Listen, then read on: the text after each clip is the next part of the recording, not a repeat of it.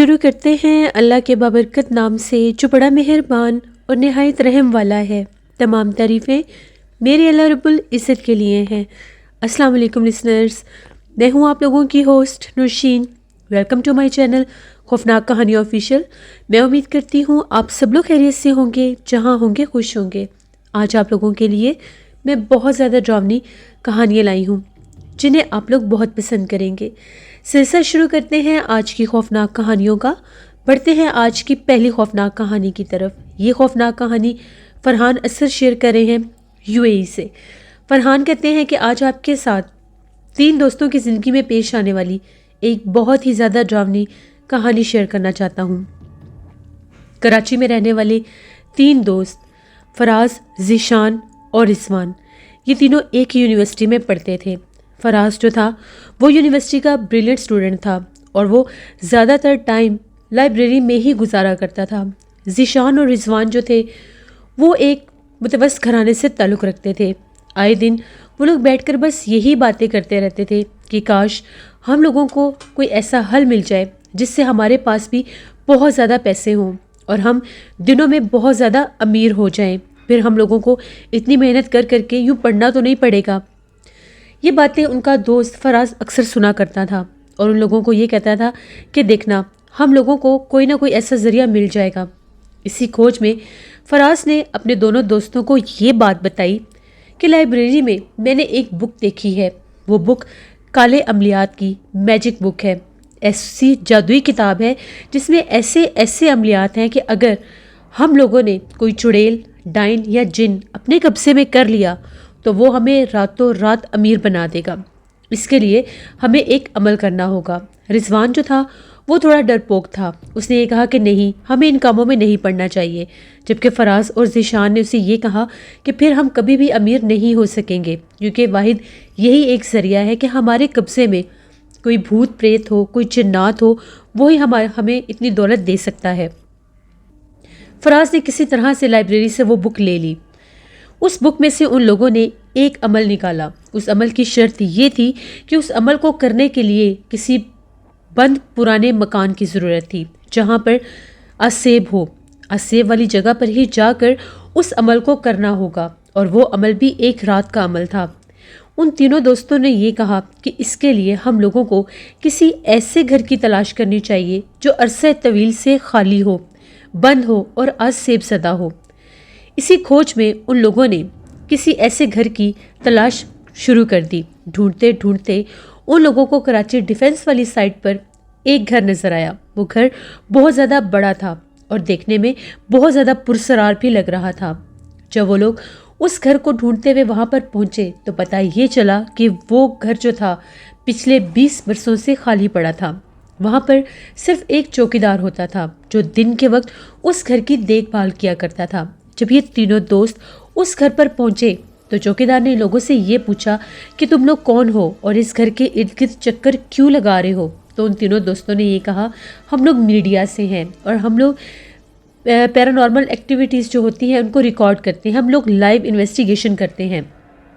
ہم لوگوں کی یہ وش ہے کہ ہم لوگ اس گھر کی لائیو انویسٹیگیشن کریں۔ اس چوکیدار نے یہ کہا کہ دیکھو یہاں پر کوئی بھی نہیں رہتا، اس گھر کے جو مالکان ہیں اس گھر کو چھوڑ کر بھاگ گئے ہیں، یہاں پر بہت زیادہ بھوت پریت، جنات اور ڈائنوں کا بسیرا ہے، تم لوگ اس گھر سے دور رہو۔ میں خود اس گھر کی دیکھ بھال صرف دن کے وقت کرتا ہوں اور شام ہوتے ہی میں اس گھر سے دور چلا جاتا ہوں، میں تم لوگوں کو اس گھر میں جانے کی اجازت نہیں دے سکتا۔ ان تینوں دوستوں نے کہا ہم لوگوں کی بات سمجھنے کی کوشش کرو، ہم لوگ ایک پروجیکٹ پر کام کر رہے ہیں اور اس پروجیکٹ کو پورا کرنے کے لیے ہمیں یہ لائیو انویسٹیگیشن ضرور کرنی ہوگی، اور ہمیں کسی ایسے ہی گھر کی تلاش ہے جہاں پر بھوت پریت اور جنات کا بسیرا ہو۔ آسیب زدہ گھر کی ہمیں تلاش ہے، اور یہ تو آئیڈیل گھر ہے کیونکہ یہ پچھلے 20 برسوں سے خالی پڑا ہے۔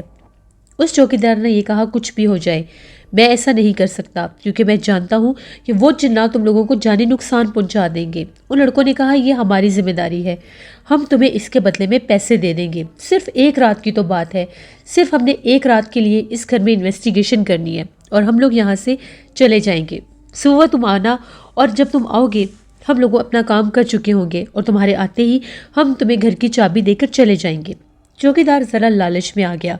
चौकीदार ने कुछ देर सोचा और ये कहा कि एक रात की ही तो बात है और उसके बाद ये लोग मुझे पैसे भी दे रहे हैं और सारी जिम्मेदारी अपने सर पर ले रहे हैं, मुझे क्या। ठीक है, ऐसे तो ऐसे ही सही। चौकीदार ने उनको ये कहा कि चलो ठीक है, मैं शाम मगरिब के बाद यहाँ से चला जाता हूँ। मैं तुम लोगों को आज की रात के लिए इस घर में जाने की इजाज़त दे सकता हूँ, लेकिन मैं तुम लोगों को पूरा घर खोलकर नहीं दूंगा। मैं तुम लोगों को उस घर का सिर्फ एक ही कमरा खोलकर दे सकता हूँ जिसमें ज़्यादा सामान मौजूद नहीं है। उन लड़कों ने ये कहा, हमें मंजूर है, तुम हमें बेशक कोई ऐसा कमरा खोल कर दे दो जहाँ पर कोई सामान वामान ना हो, हमें सिर्फ इस घर में इन्वेस्टिगेशन करनी है। चौकीदार को लड़कों ने पैसे दे दिए। उन तीनों दोस्तों ने चौकीदार को पैसे देने के बाद उस घर में जाकर वो अमल करना था। जब वो लोग उस घर में गए, वो घर काफ़ी ज़्यादा बड़ा था। उस घर की दरो दीवार से पुरसरारियत और वहशत झलक रही थी। ऐसा लग रहा था कि कदीम अरसा से यहाँ पर कोई इंसान आबाद नहीं हुआ।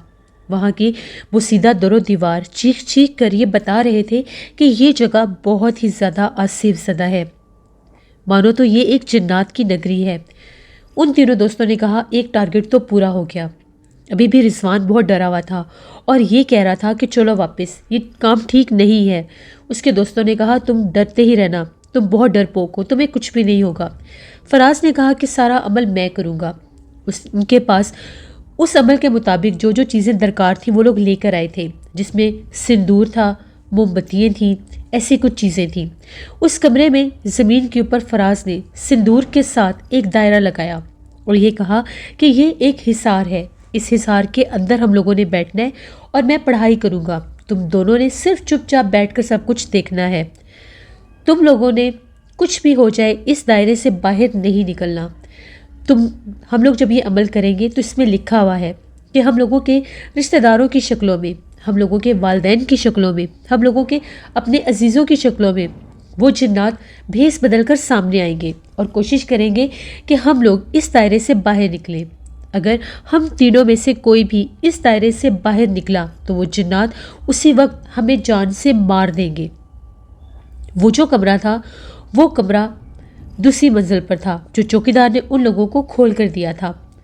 उसने अपने दोस्तों को अच्छी तरह से समझा दिया कि मैं पढ़ाई करने लगा हूँ, पूरे 12 बजे हमें ये अमल शुरू करना है, ये आधी रात का अमल है, तुम लोगों ने यहाँ से उठने की गलती नहीं करनी। वो दोनों दोस्त फराज के साथ उस दायरे में बैठ गए। फराज ने जैसे ही पढ़ाई शुरू की, अभी तक तो वहाँ पर ऐसे कोई आसार नज़र नहीं आए। वो घर लॉक था। चौकीदार एक कमरे का दरवाज़ा खोलकर मेन गेट को ताला लगाकर वहाँ से जा चुका था। उस पुरसरार बंद आसेब ज़दा मकान में वो तीनों दोस्त जिन्नात को, चुड़ैल को कैद करने वाला अमल कर रहे थे।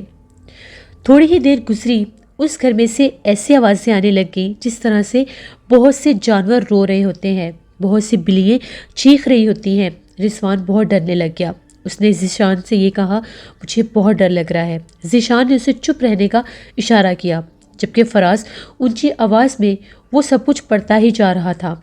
बिल्लियाँ इस हद तक रो रही थी कि ऐसे लग रहा था कि पूरा घर बिल्लियों के शोर से, उनके रोने से गूंज रहा हो। थोड़ी ही देर गुजरी, वो शोर भी थम गया। फिर ऐसा महसूस होने लगा कि जिस तरह से उस घर के खाली बंद कमरे जो हैं उनके दरवाजे ज़ोर ज़ोर से कोई खटखटा रहा हो, जैसे कोई चिल्ला चिल्ला कर ये कह रहा हो, मुझे यहाँ से बाहर निकालो। वो लोग बहुत ज़्यादा डर रहे थे कि पता नहीं अब हमारे साथ क्या होगा। ये शोर भी थम गया। तभी उन लोगों को बहुत ज़्यादा चूड़ियाँ छनकने की आवाज़ महसूस हुई, जैसे कोई हाथों में चूड़ियाँ पहने भागता हुआ आ रहा है। तभी वो लोग क्या देखते हैं, दरवाजे से एक औरत अंदर दाखिल हुई। वो देखने में बहुत ज़्यादा खूबसूरत थी और ऐसा लग रहा था कि जिस तरह से सजी सवरी दुल्हन है।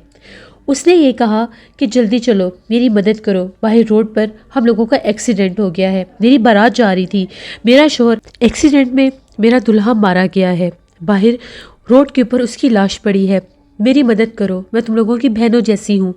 रिजवान उसकी तरफ देखे जा रहा था। रिजवान ने ज़ीशान से ये कहा कि हमें इसकी मदद करनी चाहिए। ज़ीशान ने कहा, नहीं, यहाँ से उठना मत। तुम्हें पता है ना फराज ने क्या कहा था कि यहाँ पर हम लोगों को यहाँ से बाहर निकालने के लिए जिन्नात मुख्तलिफ रूप बदल कर आएंगे। وہ چلا رہی تھی، رو رہی تھی کہ تم لوگ کتنے بے حس ہو، تم لوگ یہاں پر بیٹھے ہوئے ہو لیکن میری مدد نہیں کر رہے، باہر کوئی بھی نہیں ہے، میری مدد کرو، ہم لوگ بارات سے بہت آگے نکل آئے تھے اور اچانک ایکسیڈنٹ ہو گیا، میری مدد کرو، وہ منتیں کر رہی تھی۔ رضوان نے کہا چھوڑو مجھے، تم لوگ یہ ڈرامے بند کرو، کوئی جنات نہیں ہوتے۔ رضوان جیسے ہی اس کے دائرے سے باہر نکلا، اس نے یہ کہا کہ چلو میرے ساتھ، میں تمہاری مدد کرتا ہوں۔ وہ رضوان کو ساتھ لیے اس کمرے سے باہر آ گئی۔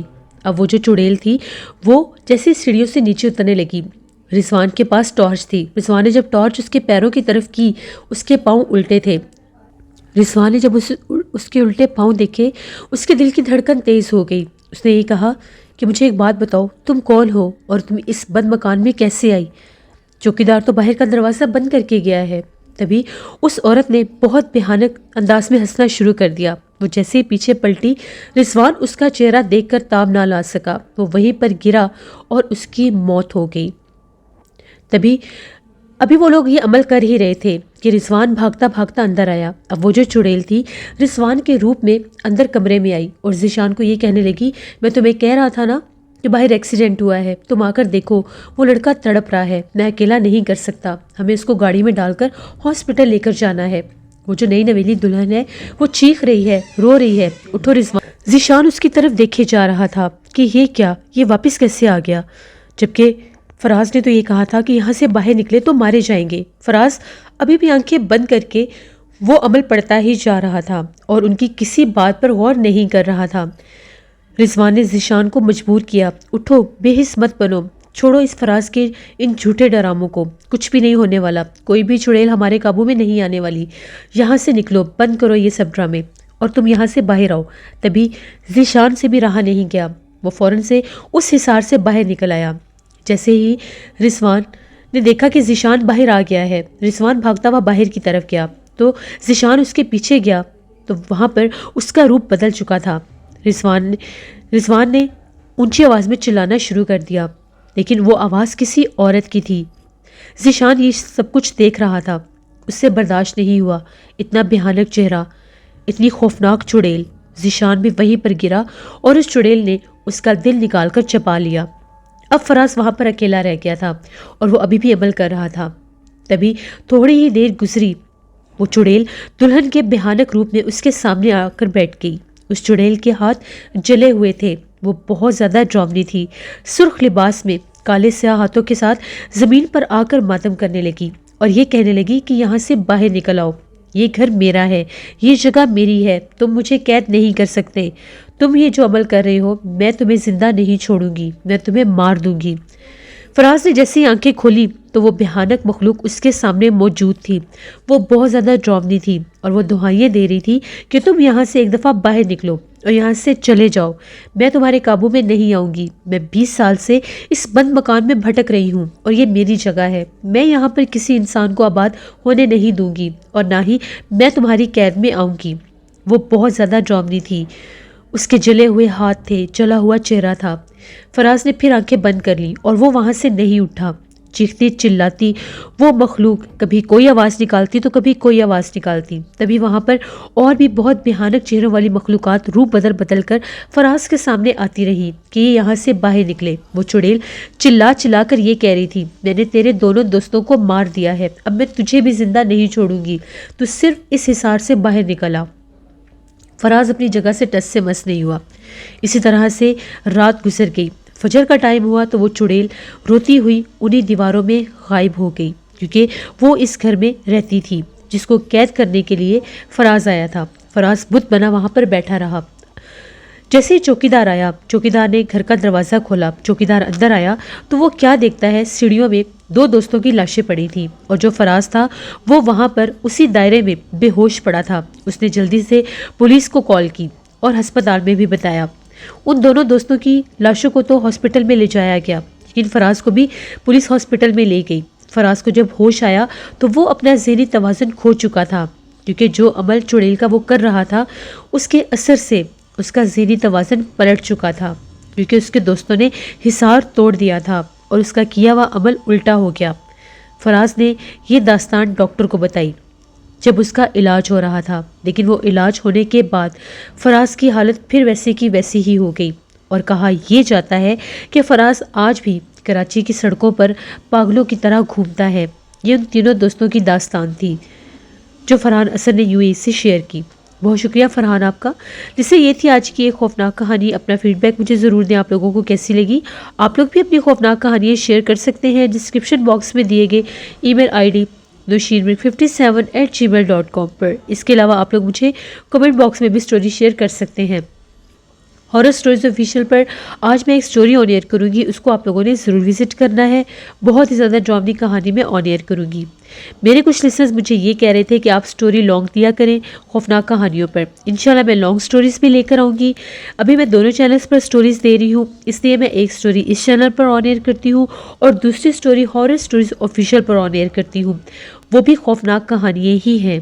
آپ لوگ ہارر سٹوریز آفیشیل جو میرا دوسرا خوفناک کہانیوں کا چینل ہے جس پر میں ناولز بھی آن ایئر کرتی ہوں، وہاں پر میرے چینل کی خوفناک کہانیوں کو وزٹ کیا کریں، وہ بھی انہی کہانیوں کا حصہ ہوتا ہے جو آپ لوگ وہاں پر سن سکتے ہیں۔ نشین ڈیلی روٹین پر ولاگ بھی جلدی آئے گا۔ اپنا بہت سا خیال رکھیے گا۔ سردی بہت زیادہ ہے، اس زوروں کی سردی میں میرے چینل کی خوفناک کہانیوں کو انجوائے کریے۔ انشاءاللہ کل آپ لوگوں کے ساتھ پھر ملاقات ہوگی کسی نئی خوفناک کہانی میں۔ جہاں رہیں خوش رہیں۔ Thank you for watching. Stay blessed. اللہ نگہبان۔